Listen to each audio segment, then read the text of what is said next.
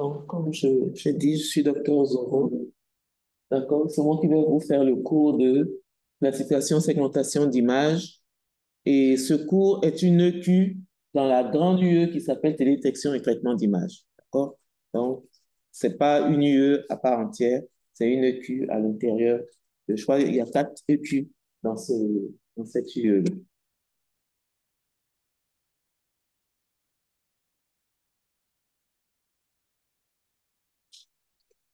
OK.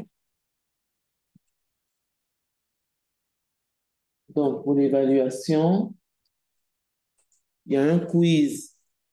Est-ce qu'il y en a? Il y a des quiz, je dirais. Il y a des quiz qui seront sur la plateforme que vous aurez à faire. Il y aura le TP dont je vous ai parlé. Je vais vous donner une image, vous mettre en binôme ou en trinôme, vous allez travailler, me rendre un rapport, vous allez corriger, et il y aura le devoir écrit. Les quiz vont prendre en compte chaque chapitre du cours et ils vont être programmés sur une période bien définie. C'est-à-dire, on va dire, le quiz est ouvert, par exemple, vendredi à, je sais pas moi, midi, et il ferme samedi à midi. Celui qui n'a pas fait, il ne faut pas qu'il vienne dire, oui, madame, non, non, il n'y a pas de c'est-à-dire. Tu as zéro et puis on passe au quiz suivant. Donc, les dates vont vous être données pour chacun des quiz. On finit première leçon, le quiz va être programmé. Deuxième leçon, le quiz va être programmé. Et c'est vraiment dans des périodes bien déterminées. Si vous zappez ces périodes-là, c'est fini. Vous attendez le quiz suivant. Madame, c'est-à-dire que je n'ai pas pu, j'ai compris. Hein? Merci pour l'explication. On passe au quiz suivant. D'accord? Donc, faites tout pour être au courant des dates de possibilité de résolution des quiz. OK? On ouvre, on ferme. On ouvre, on ferme. Elisa Quadio. Je veux rentrer ma fille. Oui, comment on fait?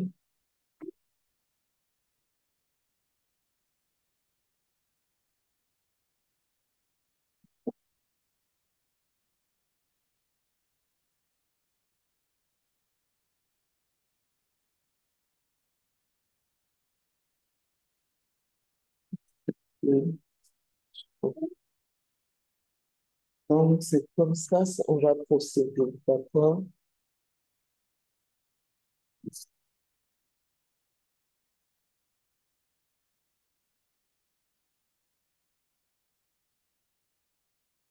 Quels sont les objectifs à l'issue de ce cours? Faire de la classique, bien sûr. Donc, savoir qu'il existe plusieurs types de classification et connaître. Comprendre les étapes à suivre pour réaliser une classification. Une fois que la classification a été effectuée, pouvoir évaluer, donc expliquer qualitativement et quantitativement les résultats obtenus. Donc, maîtriser un logiciel de classification. C'est sous fait de la classification, c'est que vous utilisez un logiciel. Il faudra pouvoir maîtriser au moins un logiciel. Puis à vous, après, de, d'améliorer ou d'apprendre d'autres logiciels. S'il y en a plusieurs, comme je dis.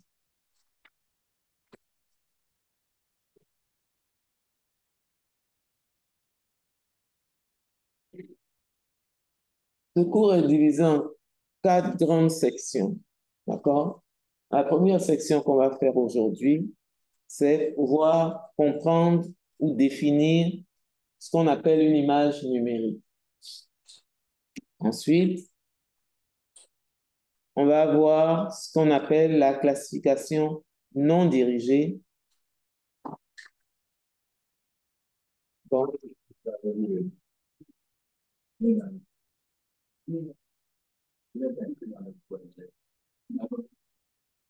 merci.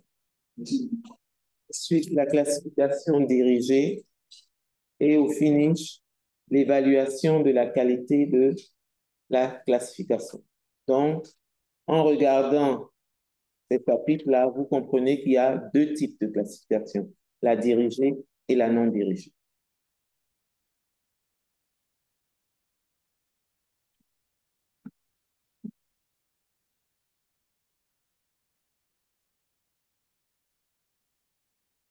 Donc, on va commencer par la première partie qui est définition d'une image numérique. Donc, en principe, c'est vous qui devez m'entretenir, messieurs de l'IGT, de géographie, de STRM et autres, là. Je vais vous écouter. Donc, première leçon, ça va être la définition de l'image numérique. Donc, qu'est-ce qu'on appelle une image numérique? Quels sont les traitements possibles sur une image numérique? Quels sont les pré-traitements aussi à faire sur une image numérique? Donc, je vous écoute. C'est quoi une image numérique? C'est avec ça qu'on va, ça va être ça notre outil de travail. Hein? Ça, le matériel de travail, c'est ça. Si on n'a pas d'image, c'est pas faire de la classification d'image. Hein? Comme quelqu'un qui n'a pas de gombo, ne peut pas faire sauce gombo. Donc, c'est quoi une image?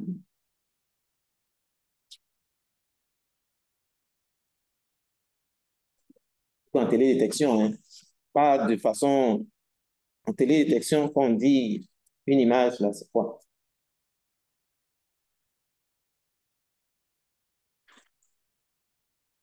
Oui? Alors, une image, c'est une matrice. C'est un ensemble de lignes. Cette image est composée de petites valeurs. Tu as bien dit, puis tu es rentré en brousse, puis tu as mélangé un peu. Sinon, l'idée est là. La première partie, c'est parfait. C'est quand tu as commencé à parler des pixels, là, tu as mélangé les affaires. Sinon, effectivement, c'est ça. C'est la bonne définition. C'est une matrice. Et c'est un tableau, en fait. Okay? C'est un tableau. N lignes, N colonnes, ou N lignes, N colonnes. Ça n'a pas forcément le même nombre de lignes et de colonnes. C'est ça. Maintenant, ces lignes et ces colonnes se croisent. Donc, ils vont former, oui, qui va être, ces éléments-là, c'est quoi? Voilà. OK? Donc, le pixel, si vous voulez, c'est l'élément ou la partie élémentaire d'une image. C'est le plus petit élément d'une image. D'accord? Maintenant, ce pixel-là, il a une valeur. Chaque pixel a une valeur. Et cette valeur-là, c'est ça qu'on appelle, on vous dit de façon générale, on vous a dit de façon générale qu'on appelle le niveau de gris. D'accord? Dépendamment du nombre de bits sur lequel l'image a été acquise, il y a une gamme de valeurs qui va prendre. Bon, comme généralement c'est sur 8 bits qu'on code, monsieur l'informaticien, ça veut dire on va de quelle valeur à quelle valeur? Sur 8 bits. Voilà. Donc, on va de 0 à 255. 0 étant le noir, 255 étant le blanc. Et il y a la gamme de couleurs. D'accord? Donc, très bien.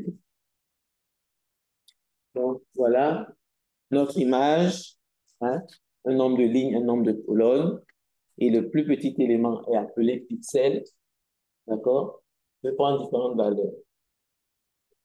X va représenter la ligne, Y la colonne. Et vous voyez, on met en plus un autre élément qui est le fameux lambda. Parce que dépendamment de la longueur d'onde dans laquelle votre image va être acquise, le niveau de gris ne va pas être le même. Une image acquise dans l'infrarouge n'aura pas la même valeur qu'une image qui est acquise dans le vert, par exemple. D'accord? Parce que les éléments que vous ciblez ne réagissent pas de la même façon. Un végétal ne réagit pas de la même façon que l'eau. Le végétal, il y a certaines longueurs d'onde qui sont appropriées pour l'étudier, et l'eau, il y a certaines longueurs d'onde qui sont appropriées pour l'étudier. Donc, la longueur d'onde aussi peut intervenir. Maintenant, le mot pixel, là, ça signifie quoi?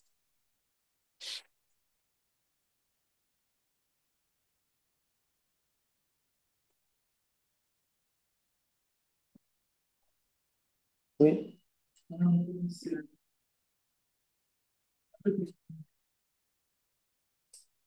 pas de gris. La plus petite, c'est le plus petit élément de ta matrice, là, de ton image.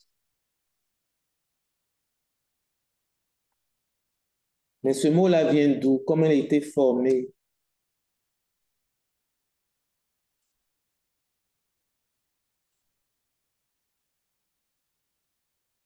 Ah, on ne vous a pas dit ça. On ne vous a pas dit ça. Des savants comme vous. C'est pas bien ça. Hein? Ou bien c'est... Je préfère me dire, que c'est vous qui avez zappé cette partie de l'histoire plutôt que de mettre ça sur le dos de mon collègue. Hein? C'est vous. Hein? Le mot pixel, c'est un mot qui a été créé à partir de deux mots. Hein? On est dominé par les anglo-saxons, donc c'est eux qui font la loi dessus. Bon.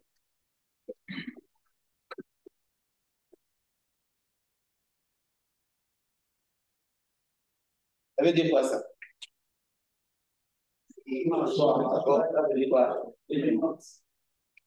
Donc, c'est ces deux mots-là qu'on a mis ensemble. Picture element. Sauf qu'au lieu de garder ça, on a mis X. Donc, on a pris ça. On a pris ça. Et lui, on a remplacé par X. Donc, pixel, c'est le picture élément d'image. Voilà. Donc, voilà pour mes. Et ça, le mot pixel, on l'utilise quand vous utilisez une image en 2D. Parce qu'il peut arriver que vous ayez des images en 3D. Cette fois-ci, ça va être quoi? Donc, c'est le mot qu'on va utiliser pour le plus petit élément d'une image en 3D. Ça va être pixel. Pixel. Hein? Pixel. Pixel, non. Tu n'es pas loin, mais ce n'est pas ça. 3D, ça représente quoi mathématiquement? Oui? Oui, mais ça représente quelle est la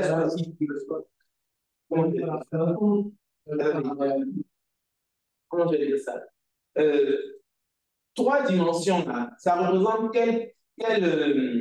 comment je vais dire ça? Quelle unité de mesure?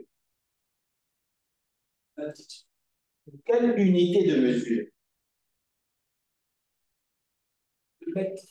Le mètre cube. Mètre cube, donc c'est quoi? Donc ça va être, donc comme on va dire, dedans. Donc on va appeler ça comment? Bolex. Voxel. Voxel.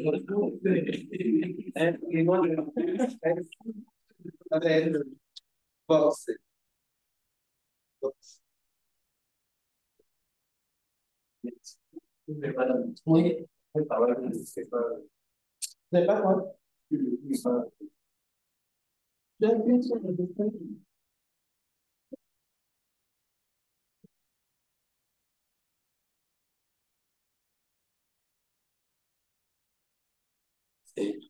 C'est en train d'être enregistré.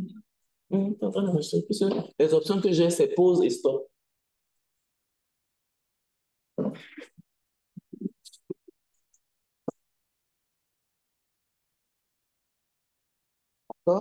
Donc, souvent aussi, on vous parle de raster au lieu de vous parler d'image. Hein? C'est la version anglophone. Vous parlez d'image, on dit en raster.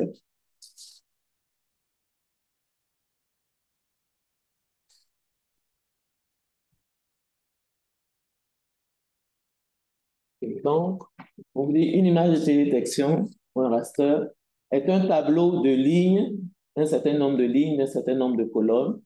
Et les éléments constitutifs de ce tableau-là sont appelés des pixels. Hein? C'est un tableau en 2D.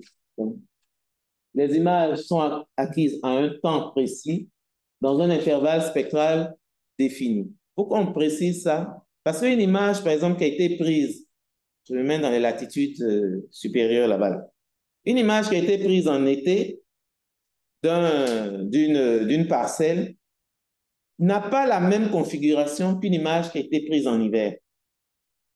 Parce que l'occupation du sol n'est pas la même à ces deux périodes. OK? Dans un cas, tout est vert, c'est bien beau. Là-bas, il y a la neige. Est-ce que c'est la même chose que vous allez avoir? Donc, vous ne pouvez pas, on vous envoie une image de l'hiver, on vous envoie une image de l'été, puis on te dit, fais la classification, et puis tu vas me mentir que c'est là, ici, là, il y a la végétation, c'est comme ça. Le gars, il sait que tu mens en même temps. Parce que lui, il sait qu'à cette période là-bas, là, il y a la neige. Donc, la végétation, là, tu l'as vu où?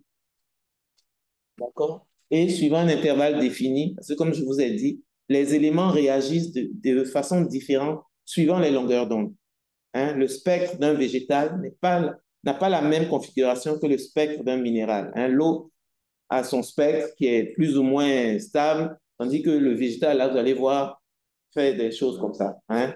Fameux point d'inflexion et autres. Autre chose qui définit une image, c'est la résolution spatiale. Qu'est-ce qu'on entend par résolution spatiale? C'est la dimension de l'élément élémentaire, si on veut, du pixel. OK? Une image est dite de très bonne résolution si la dimension du pixel est petite.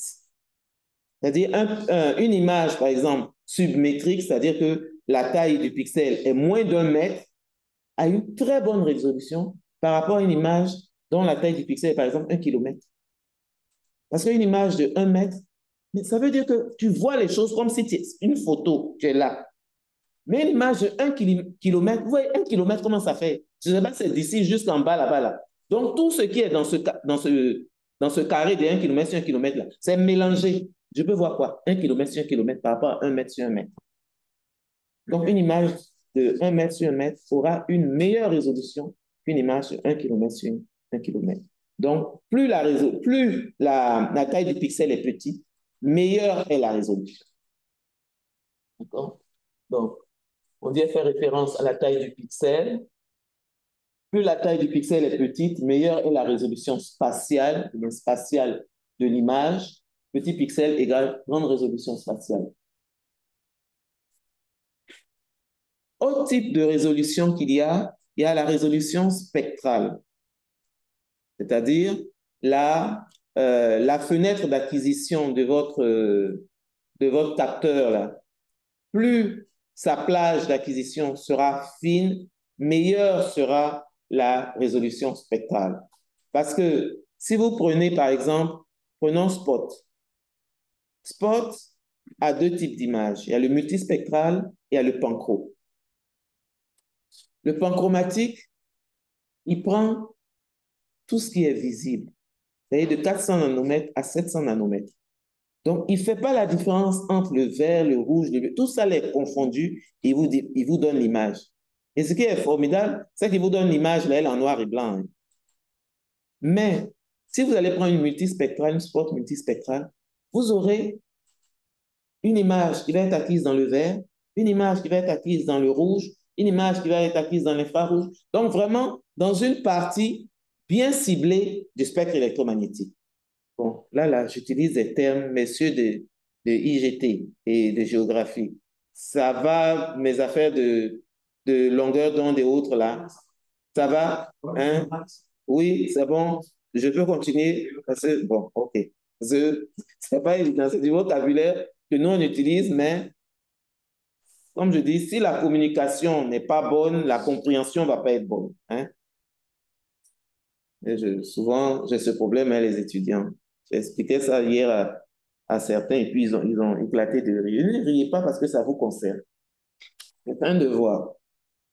Et je demandais aux étudiants, la question c'était donner les similitudes entre telle chose et telle chose. Il y en a qui disent, attends, c'est similitude la même. Je dis, c'est similitude la même.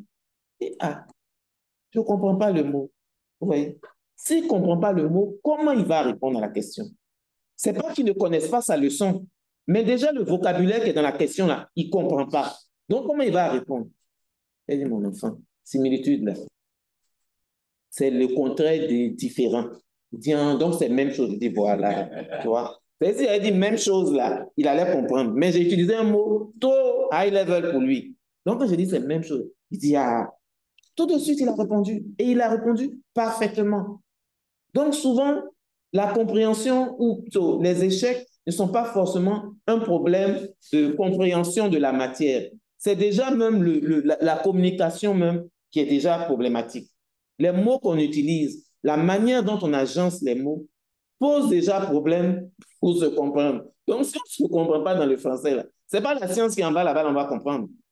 D'accord? Donc, je suis obligé d'aller pas à pas pour être sûr qu'on se comprend jusqu'au bout. D'accord? Donc, si je prends par exemple je vais le montrer tout à l'heure, mais je vais en parler puisque je suis toujours dans les longueurs d'onde. Si je prends par exemple le végétal,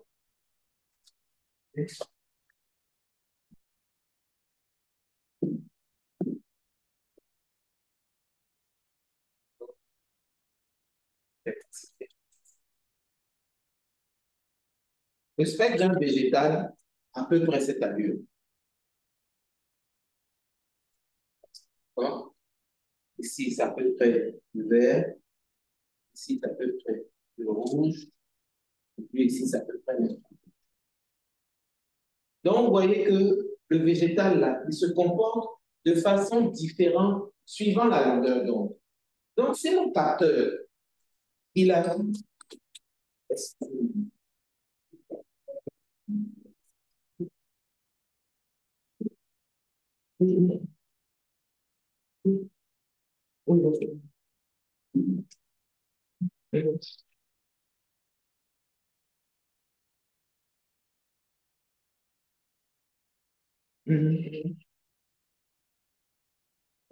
Autorisation d'absence, il y a rien à sauver. Il n'y a que le papier là. Il n'y a que le papier là.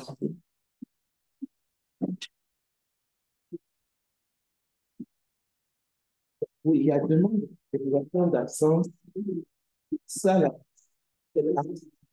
il a le justificatif. Ok, donc, ce numéro est sur le WhatsApp. Je fais la photo, autorisation spéciale que je t'envoie ça. Voilà.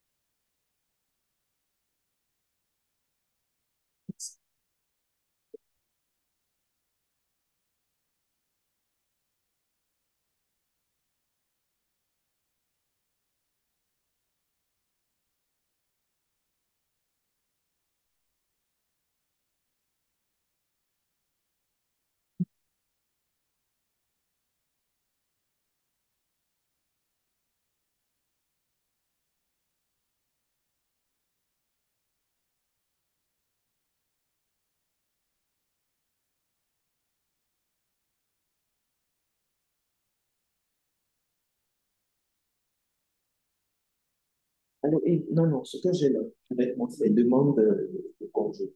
Autorisation spéciale, c'est demande de congé. Autorisation spéciale d'absence, ça, je sais pas non. Mais à la DRH, elles ont ça. La DRH, elles ont ça. On est du quoi? Oui, demande d'autorisation d'absence. Mhm. Donc,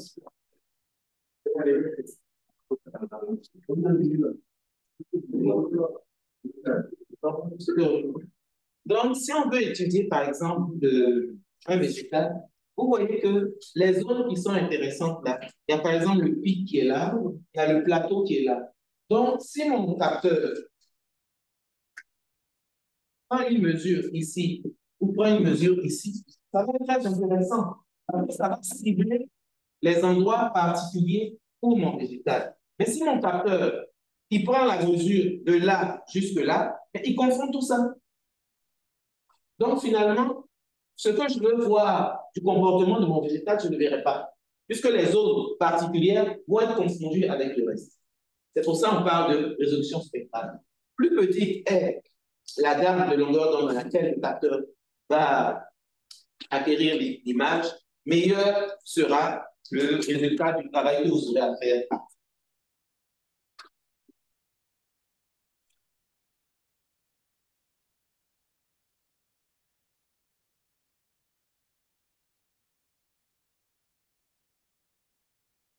Donc ici encore, vous voyez que petit va avec meilleur, hein, comme le cas de la résolution faciale.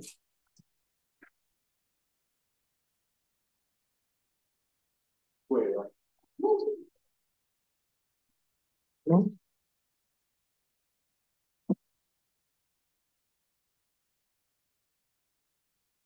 texte ou histogramme? Je préfère le terme histogramme. On vous dit un histogramme, c'est un graphique représentant le nombre de pixels en fonction du niveau de gris. OK? C'est-à-dire, vous avez votre image, N ligne, N colonne, donc d'un certain nombre de pixels, chaque pixel ayant un certain niveau de gris. OK? Et on va faire l'histogramme où, en ordonnée, là aussi, on connaît abscisse ordonnée, tout d'abord. En ordonnée, on aura le nombre de pixels et en abscisse, on aura la valeur du niveau de gris. Donc, en fait, on va faire une compilation pour chacun des niveaux de gris là. Combien de pixels j'ai? OK? C'est ça qui va représenter l'histogramme. Voilà. Donc, j'ai mes niveaux de gris qui sont en abscisse et j'ai mon nombre de pixels qui est là. OK? Donc, ce qui est intéressant quand vous avez l'histogramme, c'est lorsque l'histogramme a la forme de Gauss, là, hein, une cloche, une courbe en cloche comme ça. Ça, c'est parfait, c'est bon. Ça veut dire que votre image, là, elle est focalisée sur un certain niveau de gris. Donc, il y a un niveau de gris qui domine. Ça va être, quand on va faire les classifications, vous allez voir que comment je dirais ça? Cette qualité-là va nous servir à faire la classification dirigée. Parce que si la zone que vous ciblez a un niveau de gris particulier, vous savez que ça veut dire que c'est une occupation particulière. Donc, vous êtes sûr qu'il n'y a pas un mélange là-bas. Quand il y a un mélange là, ça va dans tous les sens. Il y a plusieurs pics. Ça veut dire qu'il y a n'importe quoi dedans. Mais quand c'est ciblé sur une longueur d'onde particulière, c'est que c'est une occupation particulière.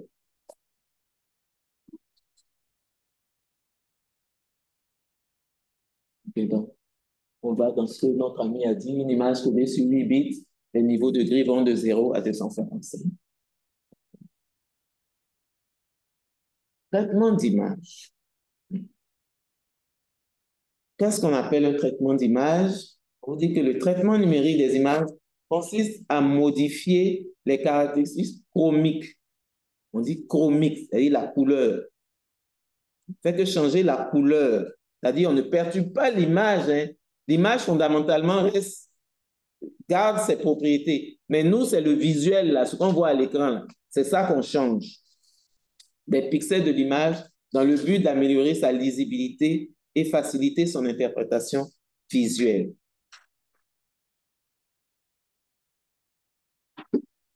Donc, je vous pose la question, est-ce que le traitement d'image est équivalent à l'analyse d'image?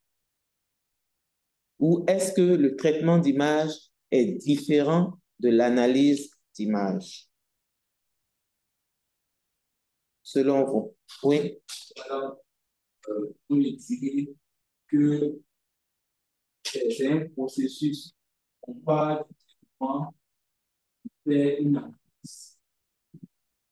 Parce que, telle que la définition est dit, on ne modifie rien, on a juste des couleurs pour avoir une bonne visibilité, et ensuite faire l'analyse.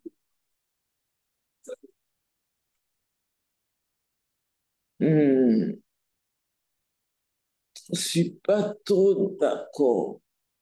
Mais ce qui est sûr pour toi, c'est différent. OK, d'accord. Analyse l'image, après que le traitement consiste à améliorer la qualité de l'image. L'analyse, c'est ce qu'on voit, interpréter ce qu'on voit. OK, donc pour toi, l'analyse, c'est l'interprétation, comme toi aussi. D'accord. Autre. On peut dire que le traitement déjà voit que l'analyse. Donc, là, il faut je pense que bon, quand on d'évaluer, pour aller ce qu'on appelle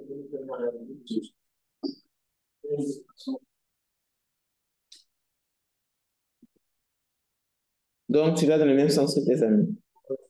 C'est-à-dire que traitement d'abord pour faire analyse après.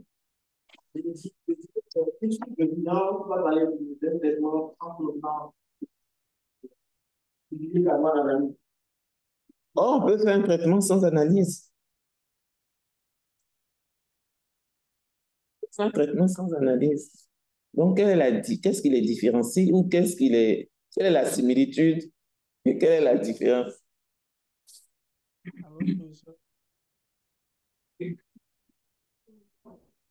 Allô, professeur? Allô? Oui, oui. Bonjour, professeur. Bonjour. Oui. Bon, je ne sais pas si je pourrais intervenir. D'accord, on va donner la priorité, puis je te prends. Oui, vas-y. D'accord. Bon, pour moi, le traitement doit venir avant l'analyse parce que c'est le traitement qui va nous faciliter l'analyse de l'image numérique. Le traitement permet de mieux discerner les caractéristiques de l'image en vue d'une analyse pertinente. D'accord, donc tu vas dans le même sens que tes amis. Traitement et ensuite Oui, analyse. Mais sauf qu'on peut faire un traitement sans faire une analyse. C'est vrai, professeur? On peut faire un traitement, c'est-à-dire un traitement n'est pas forcément suivi d'une analyse. Tout dépend de l'objectif qu'on veut atteindre. Oui. Mais tu es d'accord avec moi qu'un traitement n'oblige pas à une analyse. C'est pour ça qu'il faut que vous me définissiez analyse. Moi, j'ai défini traitement. Donc, définissez-moi analyse. Qu'est-ce que vous entendez par analyse? C'est vrai, professeur? Analyse. Comment vous définissez l'analyse? Allô? Allô, on t'entend? Nous, on t'entend. Oui. Ok, d'accord, professeur. Bon, je dirais la différence entre analyse et traitement. En fait, l'analyse d'image se concentre sur l'interprétation et Non, l'extraction je ne veux pas la d'informations. différence entre analyse et traitement. Je veux avoir la définition de analyse. Ah, ok. En fait, l'analyse, c'est faire ressortir des informations sur l'image.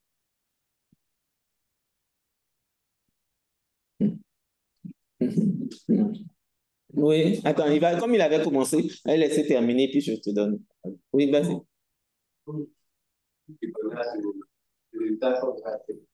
On aura.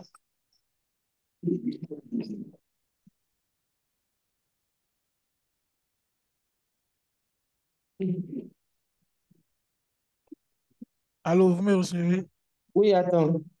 Ah, ok, Il d'accord. y a ton ami qui dit que tout dépendra du résultat auquel on veut aboutir. C'est un processus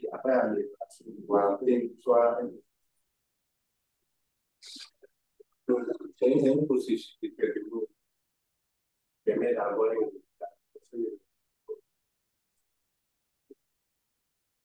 Madame, moi, je voulais dire, c'est dire ce qu'on voit. Analyse, c'est dire ce qu'on voit. Alors, pour moi, l'analyse, c'est le fait de ressortir les caractéristiques d'abord de l'image.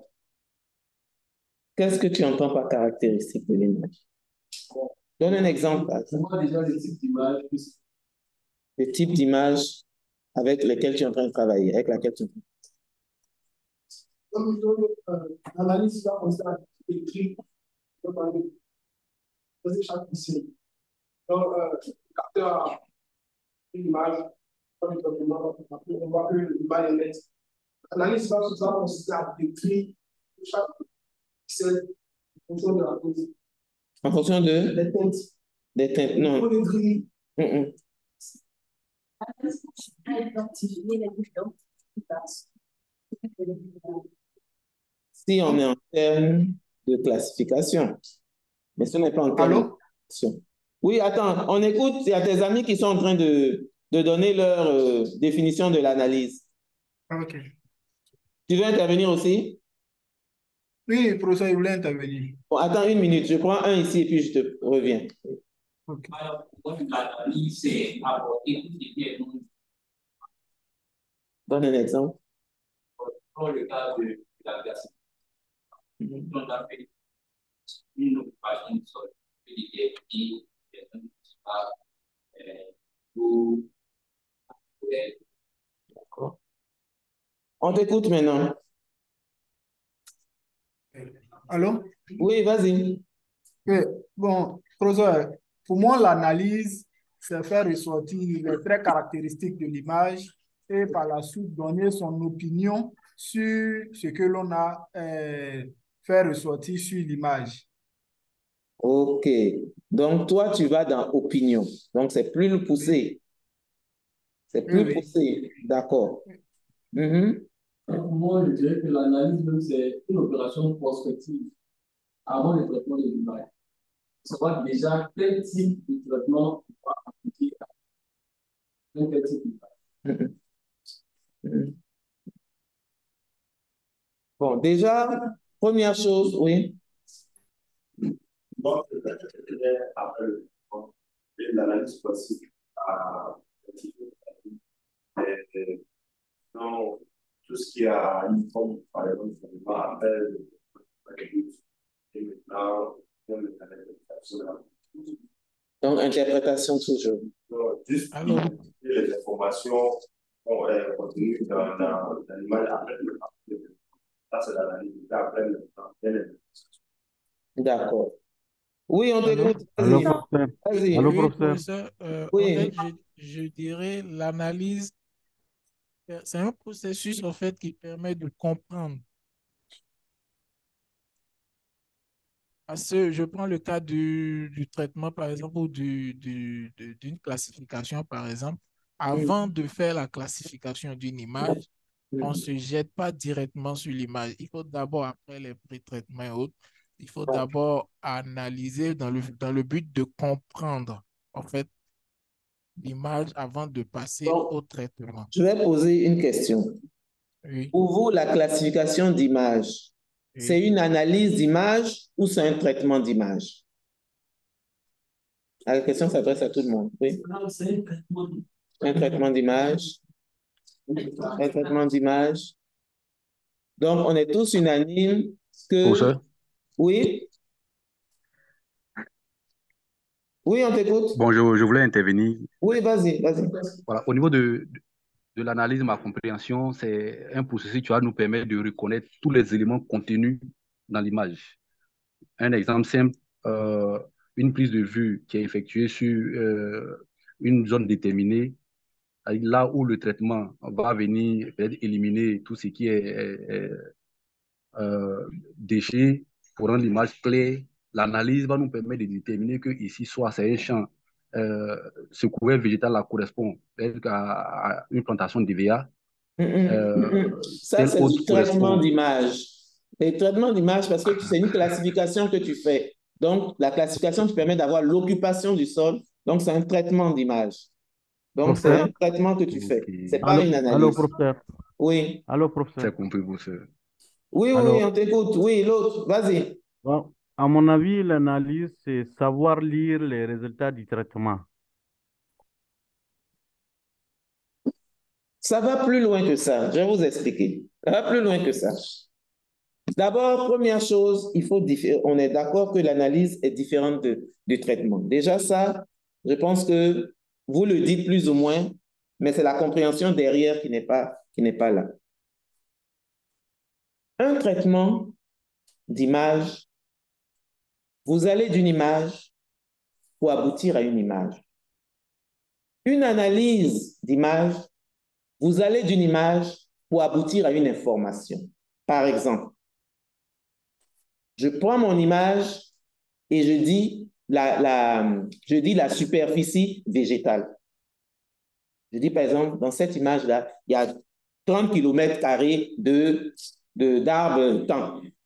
J'ai fait une analyse. Parce que je suis parti d'une image pour aboutir à une valeur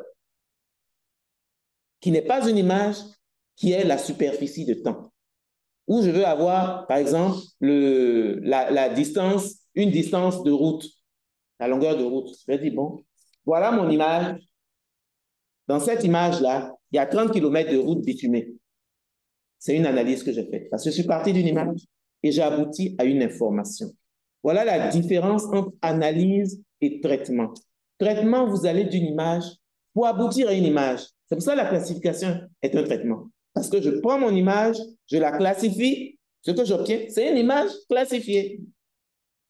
Mais un traitement, mais une analyse où je veux savoir le nombre de cours d'eau ou comme je dis, la distance de route bitumée, je pars de mon image, mais j'arrive à une information qui n'est pas une image, qui est une valeur numérique. Oui, j'ai 30 km² d'étang, ou j'ai 30 km d'étang, ou j'ai telle longueur de ça, ou j'ai tel nombre de villages, j'ai tel nombre de villes. Ça, c'est une analyse. D'accord? Voilà fondamentalement ce qui différencie l'analyse du traitement. Le traitement, c'est l'image qui est ton début, c'est l'image qui est ta fin. Alors que l'analyse, le départ, c'est l'image, la fin, c'est une information. Oui? Je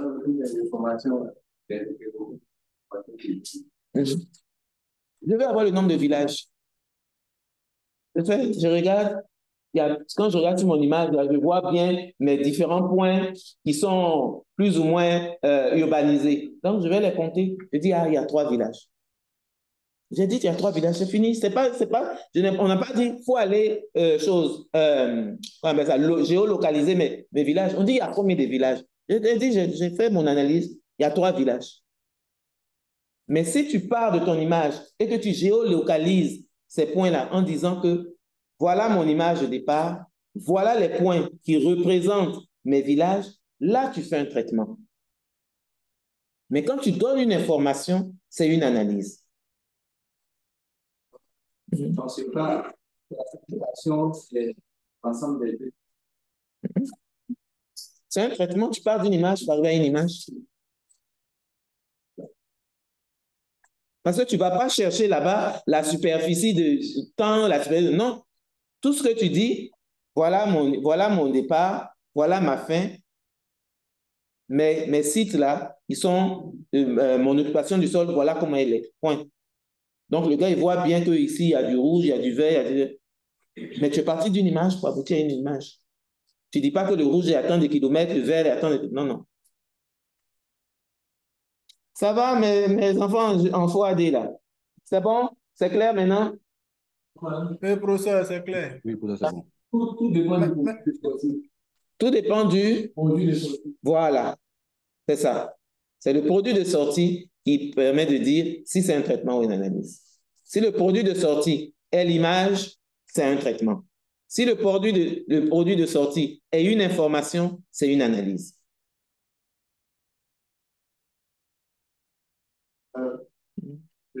Mais est-ce que quand l'image sort, on va nous servir après avoir vu des façons, des informations sont parties sur l'image, est-ce qu'on va nous servir de ça pour donner des informations? Il peut te servir de ça pour donner une information. Là, maintenant, tu as fini ton traitement et tu es en train de faire une analyse. Mais tu as fait un traitement. Et à l'issue du traitement, maintenant, tu vas pousser plus loin pour faire ressortir telle chose. D'accord? C'est bon? Fouadé. Oui, ça Oui, peut. ça va, professeur. Professeur, c'est bon. Oui, ça va. OK, donc on continue. D'accord? Donc, en traitement d'image, quelles sont les choses qu'on peut faire? Il y a l'amélioration du contraste, bien sûr, pour mieux visualiser. Il y a les filtrages qu'on peut faire de sorte à pouvoir, comme on dit, détecter les contours ou lisser l'image. Filtrage spectral aussi. Et nous, ce qui nous intéressera dans le cadre de ce cours, c'est la classification, qui est un traitement d'image, classification segmentation. Okay? Dans le cas de l'amélioration du contraste, vous voyez à gauche l'image, comment elle est. elle est noire, on ne voit pratiquement pas ce qu'il y a dessus. Et cette image a été rectifiée de sorte à ce qu'on aboutisse là. Qu'est-ce qu'ils ont fait? Ils ont étiré les niveaux de gris. Donc, ils ont étiré de sorte à aller dans le blanc. Puisqu'elle était sombre, ils l'ont éclairée. Donc, regardez l'histogramme de l'image noire là et l'histogramme de l'image rectifiée. Donc, ça là, c'est plus visible. On voit mieux les éléments. Donc, tout ce qu'ils ont fait, c'est un étirement des niveaux de gris. Donc, quand vous allez au truc pour faire les photos, là, c'est ça. Hein, vous envoyez la vieille photo du grand-père, et puis ces façons. Ils arrivent à bien flouter, à bien effacer. C'est des affaires comme ça, il faut. Hein. Souvent, ils ne savent pas la programmation qu'il y a en arrière, mais c'est ça.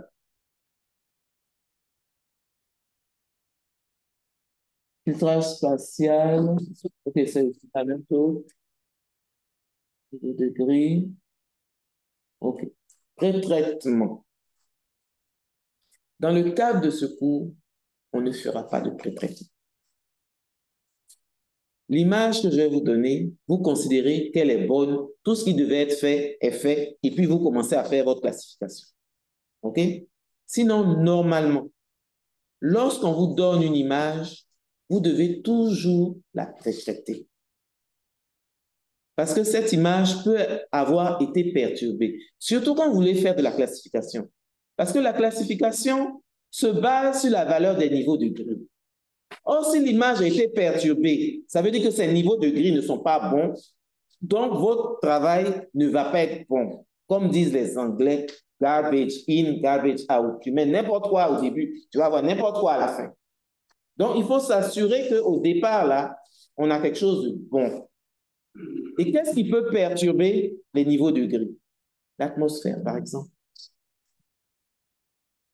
Hein? Si votre environnement, là, il est pollué par les aérosols et autres, ou par les nuages, voilà quelque chose de dangereux. Surtout à Abidjan. Je vous assure, ceux qui travaillent sur Abidjan, si vous travaillez dans le radar, c'est bon. Mais dans les images spectrales optiques, là, la probabilité pour avoir des images sans nuages, vraiment, il faut chercher. Hein? Il faut chercher. Donc, quand vous voulez faire les traitements avec des images optiques sur Abidjan, l'année peut-être que tu cibles, ou le jour que tu cibles, il y a un nuage. On ne peut pas enlever un nuage sur une image. On ne peut pas. Tout ce que tu peux faire là, c'est créer la classe nuage. Mais ce qui est en bas du nuage là, tu ne le verras jamais. Est-ce que c'est ce que tu veux faire? Les nuages, on ne peut pas faire correction sur nuages. On est obligé de les prendre comme des éléments de l'image. Donc, il faut prier pour qu'ils ne soient pas dans la zone. C'est-à-dire qu'ils sont là, mais vraiment à l'extrême, à l'extrémité de ton image, de ta zone d'étude. Parce qu'ils sont en bon milieu, ce n'est pas la peine. Ce n'est pas la peine. Hein? Moi, j'ai eu ce problème-là, je travaillais sur Abidjan. Pour trouver image. Il dit, tu as fait études diachroniques. D'accord, il n'y a pas de problème. Donc, il faut prendre sur plusieurs années. Attends, multitemporel. Diachronique, c'est 2. Multitemporel. Donc, par exemple, tous les 5 ans, il cherche jusqu'à, ça ne va pas dire, bon, après tous les 10 ans. 10 ans, là même, il faut chercher dans quel mois. Finalement, ce que tu as eu là, j'ai créé classe nuage. Je vais faire comment? On cherche sur 5 ans, on ne trouve pas. On cherche sur 10 ans, ça devient bizarre. Bon, on ne peut pas prendre sur 15 ans. 15 ans, l'image là n'existait pas. Parce qu'il faut le même type d'image. Tu ne vas pas aller prendre Landsat et puis maintenant tu vas tomber dans Sport et puis ou bien dans... On va créer classe, chose. Et puis, heureusement que mes pixels nuages là, ils n'étaient pas sur toute la... Ils étaient vraiment localisés. C'est ça qui m'a sauvé. C'est vraiment un problème à Abidjan, les nuages. Et ça, on ne peut pas enlever les nuages. On est obligé de travailler avec. Or, moi, c'est l'occupation qui est en bas des nuages là qui m'intéresse. Donc, quand vous avez une image comme ça, vous la zappez. Vous continuez à chercher dans la banque de données. Donc, le radar est mieux parce que le radar, au moins, il passe au travers. C'est ça. D'accord? Donc, qu'est-ce qui peut perturber l'image? Comme je vous dis, il y a les nuages, il y a l'atmosphère, mais il y a aussi les secousses lors de la prise de vue. Parce que tant que c'est un satellite, le satellite, lui, il est bien stable là-bas, il est calé, donc l'image va être prise. Mais quand vous mettez à bord d'un avion ou bien d'un drone, un petit vent, l'image est perturbée. Donc, ton pixel là, au lieu d'être bien carré, là, il est en losange comme ça. Hein? Ça encore, avec des choses, des équations mathématiques, on peut rectifier. Hein? Roulis-Tanguay, vous avez entendu parler de ça, non? Hein? Oui, Roulis-Tanguay, les avions, quand ils font leur tournée là, Roulis-Tanguay, ce qui fait que ça perturbe les niveaux de grille de l'image. Donc, il faut faire ces corrections. C'est ce qu'on appelle les corrections géométriques. D'accord? Les corrections atmosphériques, c'est par rapport à l'atmosphère. Si au moment où vous prenez les mesures, l'atmosphère, les aérosols là sont importants, ça c'est possible aussi. Hein? Les logiciels de traitement d'image ont en leur sein des composantes pour faire la rectification en termes de correction atmosphérique. D'accord? Donc, je vous dis que les pré-traitements 2 et 3 sont indispensables avant la classification car ils peuvent perturber les niveaux de gris. OK? Mais dans le cas de secours, le secours-là n'est pas pré-traitement. Il est traitement et particulièrement classification. Donc, on considère que tout ce qui devait être fait avant là a été fait. Hein? C'est-à-dire, on vous a livré l'image propre. Vous l'utilisez. D'accord? Donc, n'allez pas le jour où je vais vous dire, voilà votre image, commencez à travailler. Ne venez pas me dire, oui, j'ai fait, ne mentez pas, hein, j'ai fait ces choses, vous n'avez pas fait. Moi-même, je sais que vous n'avez pas fait, que vous n'avez pas besoin de faire. Donc, vous commencez, oui, considérant que les pré-traitements ont été faits, que l'image est sans, hein, puis on commence. OK? Voilà. OK. Terminologie. Donc, on a vu c'est quoi une image. On a vu c'est quoi un traitement. On va voir maintenant, en termes de traitement, classification, ça consiste en quoi? Ça veut dire quoi, classification? Le terme même classification, quelle est la connotation derrière? Comment on le définit? D'accord? Et combien de types de classification il y aura? Donc, on va voir le vocabulaire consacré en termes de classification. Qu'est-ce qu'on appelle la segmentation? Et les différents types de classification. OK. Donc, par définition, voilà comment les scientifiques ont décidé de définir le fait de classifier une image. Donc, ils disent classifier une image, c'est partitionner l'image, donc la scinder en plusieurs parties, en un certain nombre de régions disjointes, bien sûr.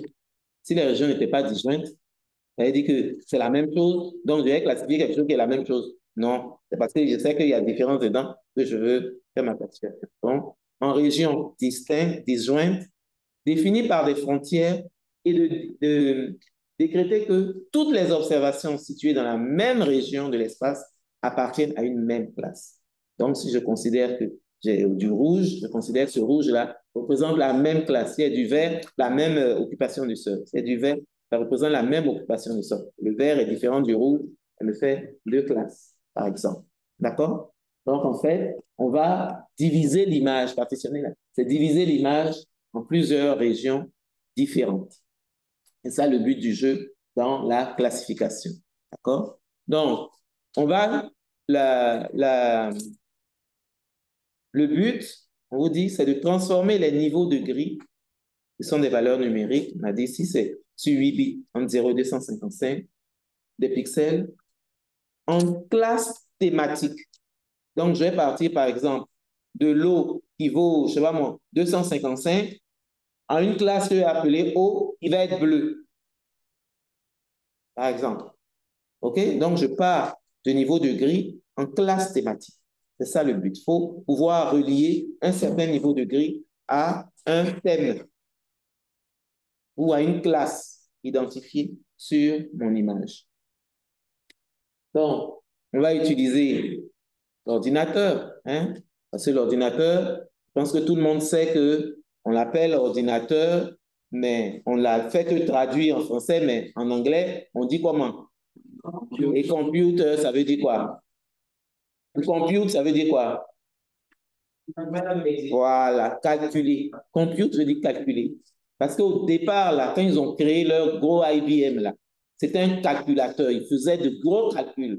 Donc, on a gardé le terme calculateur. Effectivement, il ne fait que des calculs. Hein, il y a une logique derrière, mais c'est un gros calculateur. Donc, on va utiliser la puissance de nos ordinateurs pour faire ça. On ne va pas se mettre à faire des affaires savants là. Hein, ils s'asseyaient avec les cartes et puis prenaient les photos et puis ils dessinaient. On n'est plus à ce stade.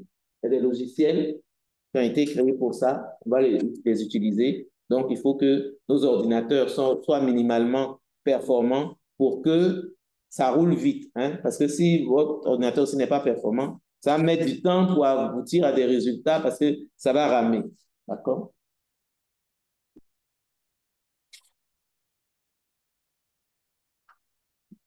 Donc, on vous dit l'objectif ultime de la classification, c'est de faire correspondre les classes spectrales en classes d'information, hein, ou en classes thématiques. Donc, partir du niveau de grille et aboutir à des classes. Donc là, à gauche, j'ai mes images suivant différentes longueurs d'onde, parce que plus vous avez de l'information, meilleure sera la classification, puisqu'on a dit tout à l'heure que suivant la longueur d'onde,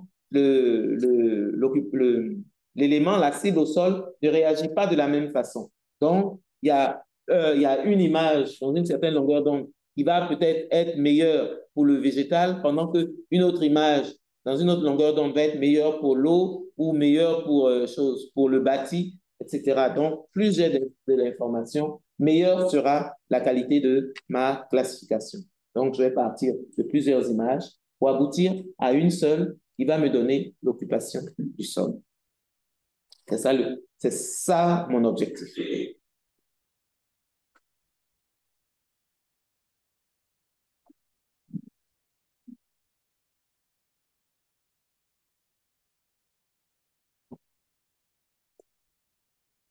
Dans le cas de la terminologie, qu'est-ce qu'on entend par superviser, assister, diriger? Qu'est-ce qu'on entend par paramétrique, non paramétrique? Et qu'est-ce qu'on entend? Attendez, avant qu'on ne rentre dans des